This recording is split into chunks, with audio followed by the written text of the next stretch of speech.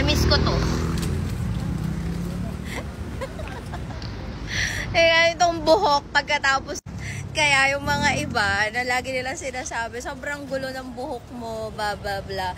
Di ba ako nagko-commute? So, ito yung aking expensive luxury na pundar. So, tricycle tour muna tayo, guys, ha? So, Black Lady Rider. Ano to? Association dito?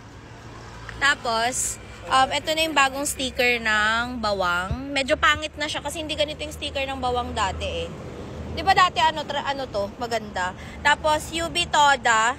So, every tricycle, guys, meron silang Toda na kinabibilangan. So, sabi ng bagets, ayaw daw nila sa McDo, sa Jollibee pala. So, let's go na. Ayoko na silang pinapakita kasi nababiolation ako. Sakay na tayo ulit. Ang ganda. Pink yung interior kasi favorite color ni mama ko yan.